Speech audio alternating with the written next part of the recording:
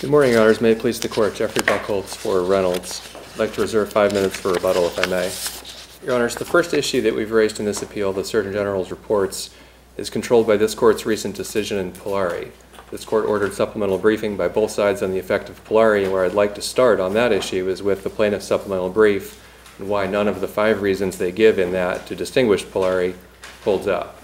I think it's the most logical if I go in reverse order. Their point number 5 in their supplemental brief is entitled The Trial Court's Harmless Error Analysis. They asked this Court to defer to the trial court's harmless error analysis. The problem is there is no trial court harmless error analysis. The trial court never said anything, orally or in writing, to suggest that the plaintiff's use of the reports in this case was harmless. That's just not in the record. All the trial court said, there was a very extensive oral argument on a post-trial motion here, and at page 95 of the post-trial motion hearing, the trial court rules orally and just says the motion for a new trial is denied, period. Then goes on to give a reason, briefly, for denying our remitted motion. Gives no reason, not harmlessness, not anything else, for denying the motion as to the Surgeon General's reports. The written order then at 13364 of the record, denying our new trial motion, just says, granted as to reduction for comparative fault, and then it says the motion is denied in all other respects, period. So there simply is no harmless error analysis to defer to. In any event, the same trial judge denied the same post-trial motion on the same ground in a very similar record in Bettye, and this Court, again, without finding it to be harmless, and this Court reversed. And so if there had been a harmless error finding here, that would not hold up to appellate scrutiny in any event. That leads me to point 4 in the supplemental brief, which is the plaintiff's argument that this was harmless because it was cumulative of evidence that the jury heard from RJR's own documents in any event. That's just not right. The jury never heard RJR say that addiction causes disease. And those of us who toil in the Engle fields on a regular basis are immersed in this. For anyone who isn't, the threshold class membership requirement here is addiction causation. Not every smoker is addicted. Not every addicted smoker who gets a smoking-related disease can prove that addiction caused the disease. The Supreme Court in Douglas makes that clear, that the defense is whether addiction caused the disease or whether choice to smoke or something else caused the disease. So one of the key threshold requirements in every Engle progeny case is addiction causation. And the Surgeon General says addiction causes disease. There's a schematic in the 2004 report the plaintiff used extensively here in this case with Dr. Proctor to show that addiction causes disease. By the way, Dr. Proctor, just picking up on the discussion in the last case, he's an expert historian. He might have a degree in biology, but he's not an expert scientist. I have a degree in psychology. That doesn't make me an expert in psychology. He testifies as an expert historian. He has no basis to give scientific evidence about disease causation or addiction causation. He only gets to do that because he's a historian, and he does that through the Surgeon General's reports. So is here, he the editor of the Surgeon General's reports or something like that, or? He's not the editor. There are many, many, many individuals inside and outside of government who work on the Surgeon General's reports. He has had a role in some of them, yes. I was confusing the two cases, what I was reading in this one with what the other one. Understood. So point 1, the one point the jury never heard from RJR is that addiction causes disease. The jury heard that extensively from plaintiff using Dr. Proctor through the Surgeon General's reports, including at pages 1334 to 1338. And then in closing, the second point that the plaintiffs used the reports for, that the jury never heard other than through the reports, certainly not from us, is that the tobacco industry deliberately misled the public on the risks of smoking. That's what the Surgeon General report says. The idea that somehow that's cumulative of evidence the jury heard from us anyway just doesn't hold up to scrutiny. We didn't say that. That's not our position. The third point is that this was a phase 2 point on the punitive damages phase.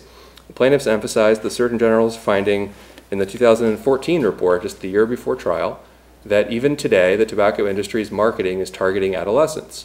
Well, the jury didn't hear that from us. That's not our position. That's not cumulative of other evidence from us. That's only through the Surgeon General's report. And then the fourth point is that the industry used design changes to increase addictiveness and undermine prevention efforts. This again ties back to what Your Honors were discussing in the last case about the use of ammonia and other design changes that the Surgeon General says increased addictiveness or had the potential to increase addictiveness.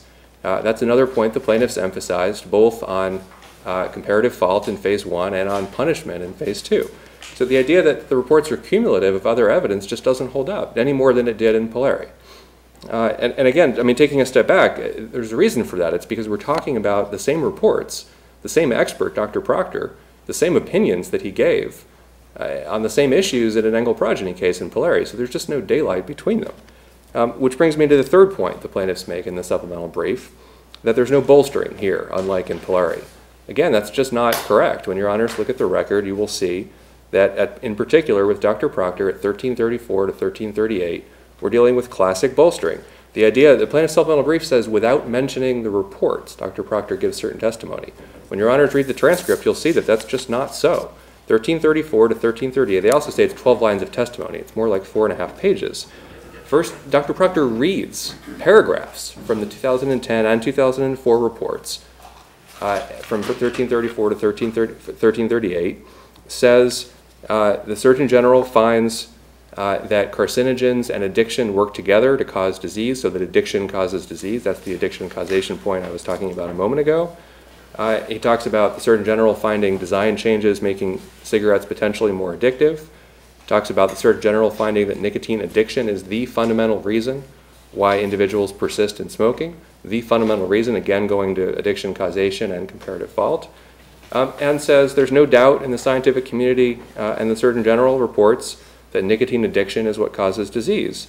And then the plaintiff's counsel shows him the schematic from the 2004 report, which we excerpt in our brief, the addiction causation schematic, and he explains how that shows that he has just testified that nicotine addiction causes disease. That's classic bolstering. To the extent they didn't use the reports to elicit some of that from him, what they did is then they used the reports to bolster what they had just elicited from him.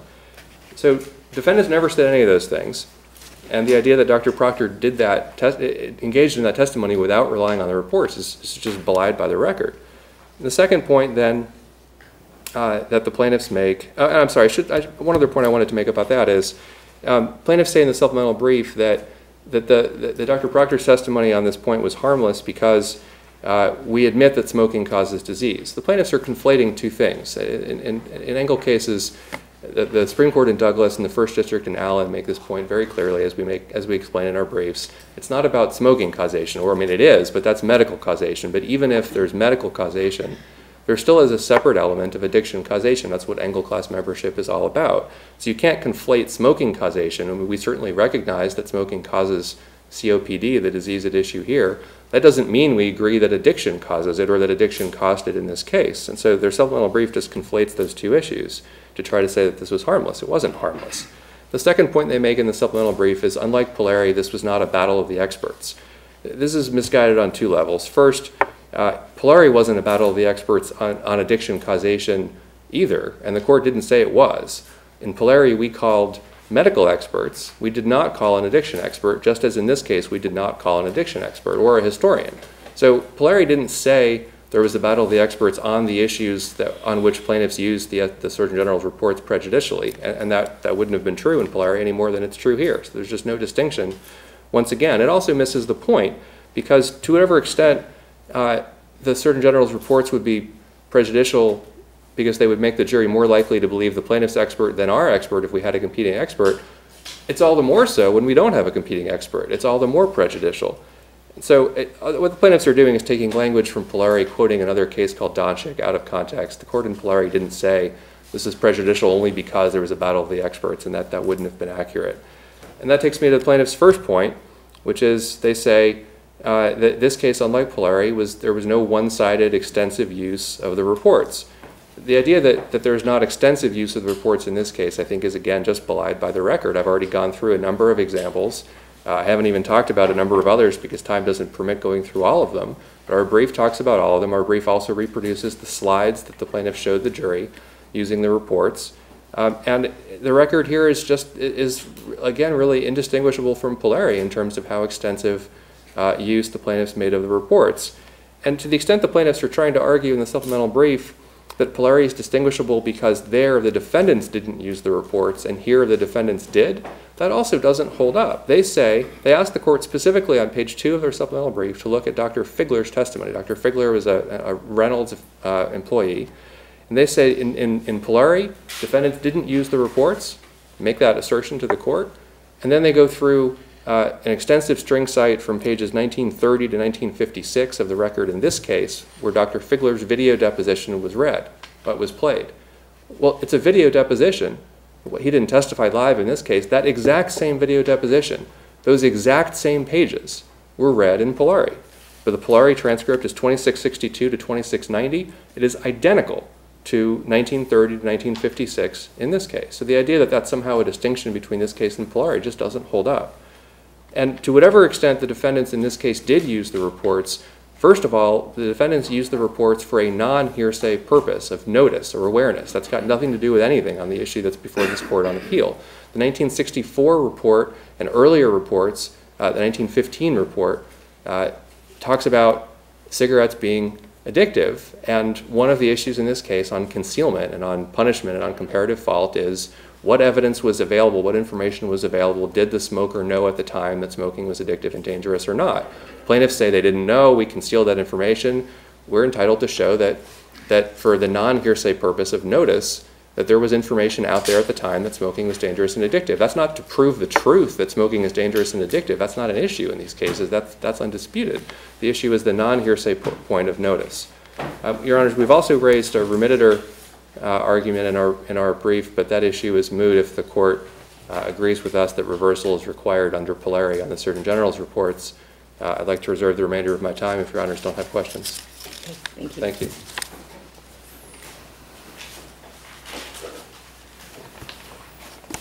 Good morning. Thank you for the opportunity to appear before you today. My name is Celine Humphreys, along with my partner Megan Luca and trial counsel. We represent Bettye Ryan and her now deceased husband Thomas Ryan.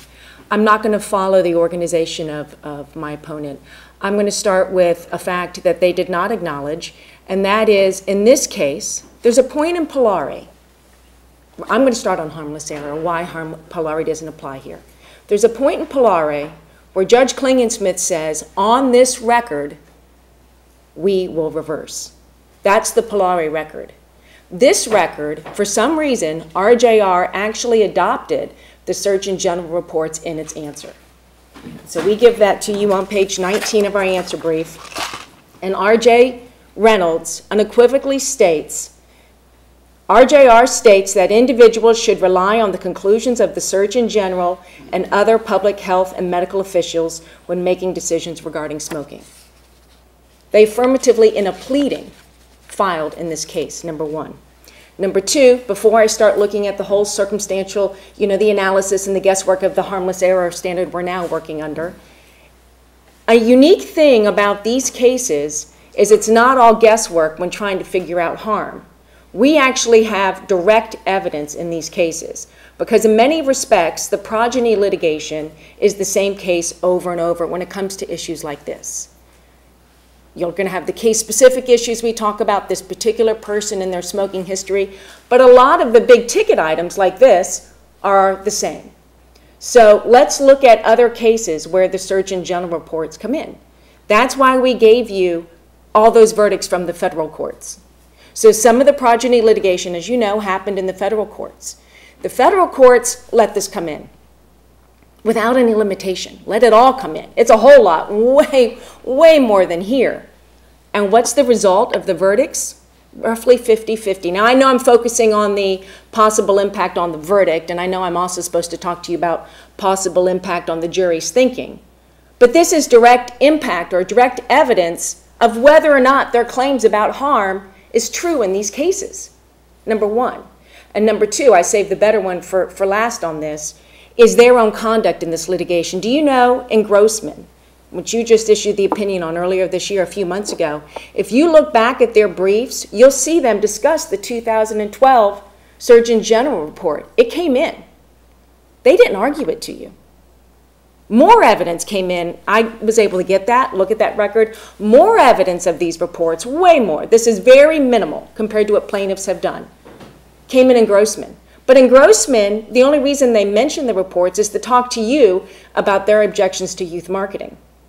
And so my point here of why this is direct evidence is the defendants themselves, RJR, who was a party in Grossman, and Philip Morris, for the last 10 years of progeny litigation, have not found this harmful, have not raised this in the appellate courts. And you also right now have another case pending before you. You have two. You have Polari on rehearing, and you have McCoy.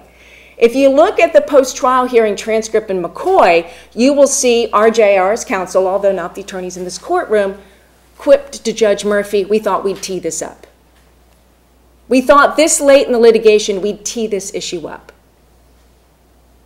It is hard for them to establish, after more than 200 trials have taken place in our state's trial courts, that all of a sudden this has been dreadful. Heck, if you go back and you have part of your record in a progeny case is always the record from the class action, you're going to find the Surgeon General reports were admitted there too. It wasn't an issue on appeal at the Florida Supreme Court. So they are hard-pressed, particularly given their experience and their qualifications. It is a hard burden for them to now claim harm as a whole. That's the direct evidence. So you're not claiming waiver, you're claiming it's not really harmful because they've been using it. I do, well, and waiver. The waiver has a different... So I got to ask you, I mean, look at the size of this verdict. This would be probably the highest verdict that we've seen in a long... I mean, I'm not even sure this may be the highest verdict. I don't keep track of that. Isn't that something we can look at in terms of whether or not the error, if we assume it's error based on Polari, that the error would have been harmful based on a $30+ million verdict in a case of this nature? That is one thing you can look at, and I think good help on that is a recent decision I think you were just on, Judge Taylor, after Special came out, or maybe it was you, Judge Warner. But that's a situation where the damages are so out of relationship to the harm. The recent case after Special that you dealt with was like over $1 million for, simple whiplash type injuries. But I'd like to focus in. First of all, that never carries the day. The amount of a verdict never alone carries the day. It requires more. And when you look at Special, the Supreme Court agreed with you and said, you know what? The statute controls. We are going to refer to the statute now in harmless error. And the inquiry is driven instead by looking at two things. One, the impact of the impermissible evidence and the impact of the other evidence that was okay. Here, what the court looked at in Polari was only one half of the equation. And there's something very important that was just made clear to you now and in the supplemental briefing. So in Polari, what Judge Klingensmith writes is, the plaintiffs introduced all this evidence to present information regarding the history of the tobacco conduct and to present evidence regarding the dangers of smoking and the potential addictiveness. Two important things. One, that was not contested here. I heard some comments regarding, well, addiction causation is at issue. Sure, the fact-specific question of addiction causation, that's what drives these cases, absolutely. You're a class member only if you prove that the person was addicted and it was that addiction that caused them to smoke often enough to get sick, absolutely. But that's not what the Surgeon General reports was not talking about Thomas. The Surgeon General reports was talking broadly. And in this case, again, you have something unique. This defendant, R.J. Reynolds at trial, did not dispute that generically cigarettes cause addiction. And I wrote one of the longest briefs I've ever written, thanks to my partner, Megan Luca. We went point by point showing you from R.J. Reynolds' own mouth where they themselves here, the issue that the Surgeon General reports were admitted for was not contested. For example, the opening saying, let me skip to a better one so I don't spend too much time. RJR's opening at transcript page 826. And the Surgeon General didn't have to wait until 1988 to determine that nicotine is addictive. Here is a Surgeon General report from 1915 that says smoking is addictive. They go on to explain, in fact, actually, you know what they do? Part of our point that there were no experts admitted by them, they didn't even present an expert on addiction causation, which is highly unusual. They used the Surgeon General reports to make their point. They used the Surgeon General reports to say, you're not addicted if you don't wait at least 24 hours for a quit attempt. It's not good enough. They didn't even come forward with an addiction expert. So that's the one critical distinction from Polari, but I have an even better one. And you heard it today, and you read it in their supplemental briefing. What they really hung their hats on, the only thing that they preserved their objection on is the schematic. Did you hear what they said they wanted the schematic for? The schematic, we disagree even that was we give you everything in detail in the briefing. We disagree that was using the Surgeon General reports for that point. But the drum that they beat in their supplemental brief is that schematic interfered with their ability to make their defense of choice. And I'm looking at you because of the Enoch's decision. So they're saying the plaintiffs used that schematic in order to block our argument that there is no class membership because it wasn't addiction that caused the repetitive smoking. It was just somebody choosing to smoke. And you just shot that down. In their briefing to you, and I know it's not apparent, as you can tell, I spend a lot of time looking at what's actually been said to you in other cases. I see these cases in some respect as an ongoing conversation, and my job is to know what you've heard and be able to respond and connect with those other conversations. So in the Enoch's case, they argued to you that opposing counsel improperly argued the definition of class membership, and they said, we get to block class membership by saying choice. And you've rejected that. You've rejected that argument in your opinion. So that's the only thing. That's what they've narrowed their argument down. If that's all they're saying we use this for, so sorry, so sad, that issue's gone. There are a couple other points I want to stay on harmless.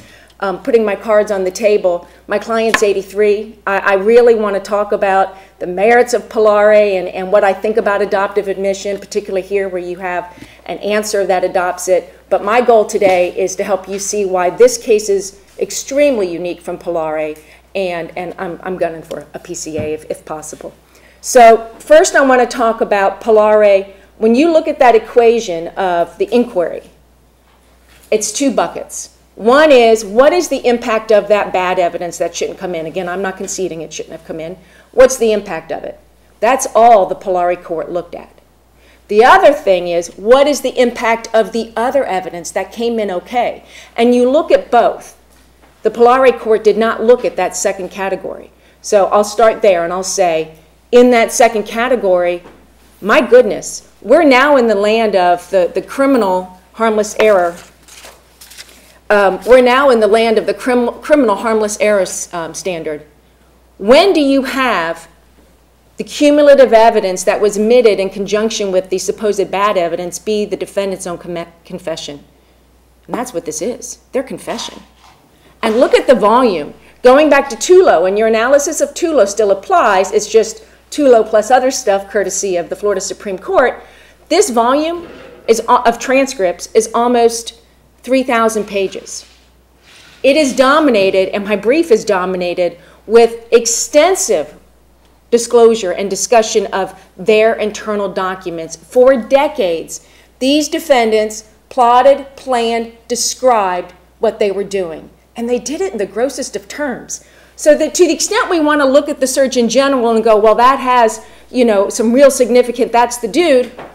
Also look at what they said. They referred to children as crops to be harvested. They called children replacement smokers. They explained why, that they knew that because the addiction makes their clients, their customers, smoke for decades, it's going to kill them, and they need to have consumers in line behind them. They explain, and there's another reason we got to go for the kids, because every addicted smoker, virtually 95% of them, gets addicted before they're 18, because the kids are still growing. When you're a kid, your brain is developing, and that is when your brain is susceptible to the nicotine. And many of these people start before 16, and when you're talking people of the age that Thomas was, they're starting at like 13. That's what this jury heard, that. I'm getting notes from my counsel saying I need to ask you, we were very careful in the brief. I do want to make sure that you understand, looking at the impermissible evidence and the impact of that, the evidence was so minimal here when you compare to the rest of the evidence. Looking at the other evidence that the jury heard, it wasn't just the documents, it was the historian. To answer your question, there are just, from the previous appeal, ongoing conversation, the documents are so voluminous, it is astounding. One of the experts will explain that he's still reading all the dang things. So The historian is the one who has to give context and help explain all of this to the jury, because this is not a document speaks for itself. We can't just hold up a contract and say, here you go, jury. That's what the historian does. And so the jury heard days of testimony from our historian, saw and received many, many, many of these internal documents, and then also heard, from the I just forgot from the defendant's own mouths, also from their websites and stuff.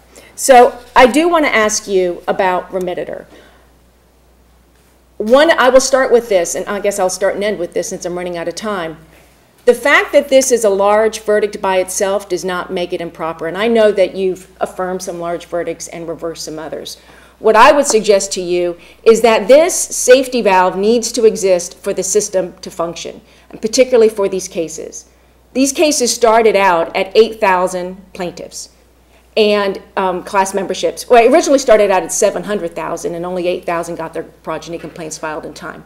In the last 10 years, we've only got not even 250 of them tried.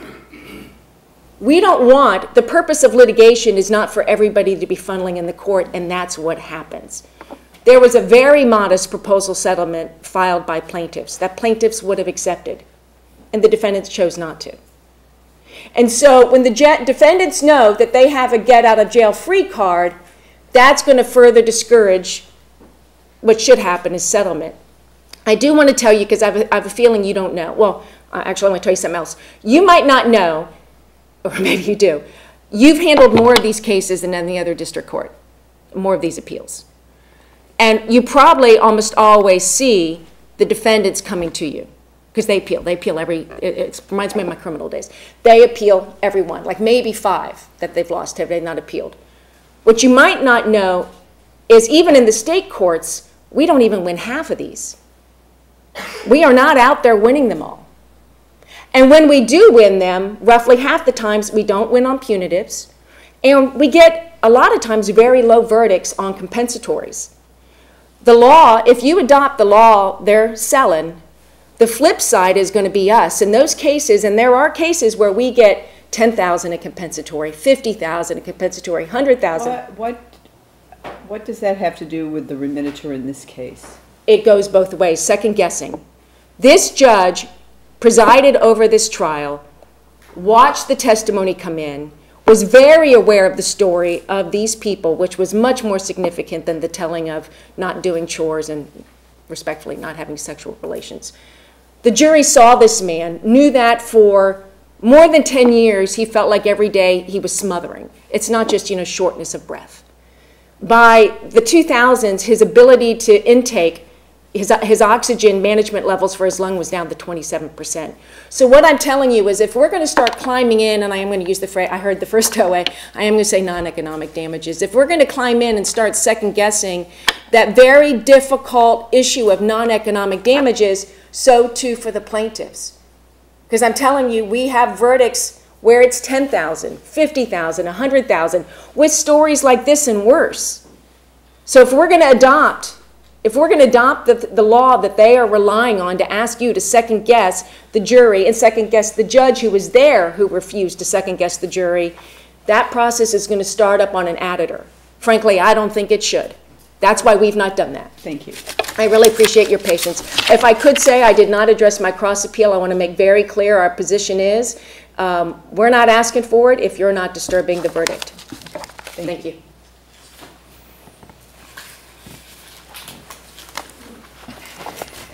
Thank you, Your Honors. A few just brief responses. First, my friend talked about the answer that Reynolds filed in this case. The answer, we addressed this in our supplemental brief, does not mention the Surgeon General's reports. It refers to the conclusions of the Surgeon General and the public health community the same way our website does. This is the same mixing up of two issues. One is, yes, Reynolds admits that smoking is dangerous and addictive, and Reynolds refers consumers who are interested in making decisions about smoking to the conclusions of the public health authorities, including the Surgeon General, for that kind of information. That's totally different from the points that the plaintiff used the Surgeon General's reports for in this case, the 4 points I walked through before: addiction causation, that we deliberately misled the public on the risks of smoking, that we're even still today marketing to youth, and that we made design changes to increase the addictiveness of smoking. Our answer doesn't say any of that. Our website doesn't say any of that. That's why Polari is right. That's why there's no distinction based on the answer. Second, Ms. Humphreys talked about the Enochs-Purdo decision, and if I understood the argument right, I think she's just not getting that decision correct. This court did not hold in that case that we can't defend addiction causation by saying that it was the smoker's choice. That would be contrary to Douglas. So that this court didn't and couldn't hold that. All this court did in Enochs, the case I argued, all the court did in Enochs was say that certain argument by the plaintiff in closing in that case was not improper. That's got nothing to do with whether we can defend, as we did here, on the ground that the smoker chose to smoke rather than addiction causing the disease. So Enochs has nothing to do with this case. I want to cite the court to two parts of the closing arguments just to make sure the court understands that the Surgeon General's reports were an important part of the plaintiff's case here. In Phase 1, 2369 to 2373, plaintiff starts that, this is the Phase 1 closing argument, by saying, let's talk about the public health authorities. There's a number of other things in there that I'll skip and get to on 2373. And the Surgeon General, let me tell you about this schematic in 2004. That's the addiction causation schematic I talked about before. This is very important. That's a quote from the Plaintiff's Counsel. This is very important because the Surgeon General recognized the link between nicotine addiction and disease. That's what it says here. That's what the Surgeon General says. So they recognized the link, the legal cause. Plaintiff's Counsel even says the legal cause from the Surgeon General's report. That's the key question for liability for class membership in Phase 1, is was addiction a legal cause of the disease? And then they go on to say, Plaintiff's Counsel goes on to say, the link between addiction and disease, there's nothing there about choice. There's nothing there about free will, right? Plaintiff's Counsel says to the jury, nothing. So that's directly on the key class membership issue plaintiff had to prove in Phase 1, directly negating the defense that we had about choice. In Phase 2, as I think I said during my primary argument, the only evidence the plaintiff presented in Phase 2 on the amount of punitive damages was reading to the jury 10 pages worth of excerpts of the reports. And then in closing, when asking the jury to punish us a lot, as the jury here did, Judge DeMorgan, I think you're correct, this is the largest verdict that I'm aware of, almost $39 million. Plaintiff says at 2887 to 88, look at the Surgeon General's reports where they talk about how the same percentage of kids associate Joe Camel with cigarettes as Mickey Mouse with the Disney Channel. That's the world they shaped. That's what they wanted. And then a few pages later, 2904, the jury instruction tells you to consider the degree of misconduct. Look at the 2014 report just last year. The trial was in 2015. And they read again the initiated and sustained by the deliberately misleading the public about the risks of smoking quote that I read the court before. That's why you're here. That's what Plaintiff's Counsel says to the jury. So this is clearly an important part of the plaintiff's case at trial. Under Polari, it was error. Under Polari, and under the record in this case, it was harmful error, and this court should reverse. Thank you very much, Your Honor. Court is going to be in a short